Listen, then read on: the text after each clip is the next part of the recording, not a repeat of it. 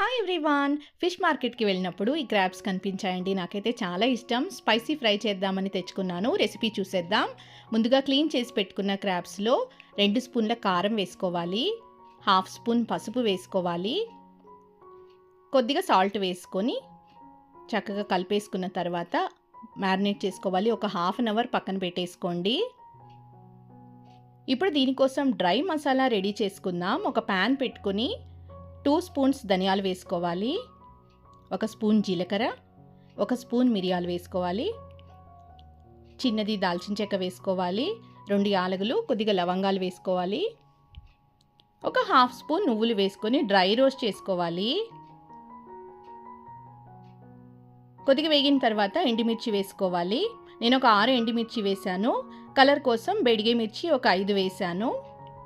కొంచెం కరివేపాకు వేసుకున్న తర్వాత లాస్ట్లో ఇంకొక 2 మినిట్స్ ఆఫ్ చేస్తామనగా 1 స్పూన్ ఎండు కొబ్బరి పొడి వేసుకొని స్టవ్ ఆఫ్ చేసుకోవాలి.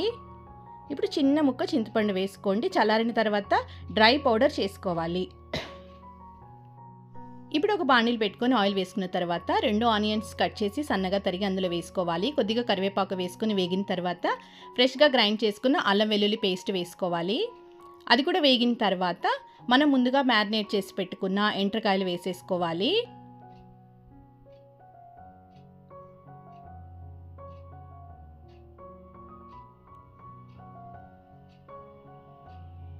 ఒక్కొక్కటిగా అందులో వేసేసుకొని ఒకసారి కలుపుకోండి.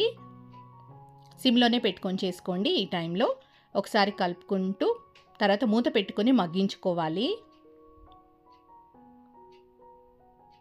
చాలా బాగుంటుంది. ఇలా ఒకసారి ట్రై చేయండి.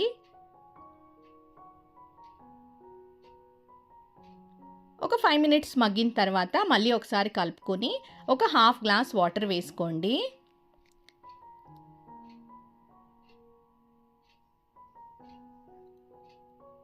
క్రాబ్స్లోంచి కూడా నీళ్ళు వస్తాయి కాబట్టి ఉడికిపోతుంది. తర్వాత మెయిన్ దానికి మనం మసాలానే ఈ డ్రై మసాలా పౌడర్ నేనైతే ఒక 3 స్పూన్స్ వేశాను. అసలు ఈ ఫ్రైకి టేస్ట్ ఇచ్చేదే ఈ మసాలా. తప్పకుండా ఇలాగే ట్రై చేయండి ఒకసారి. బాగా కలుపుకోవాలి.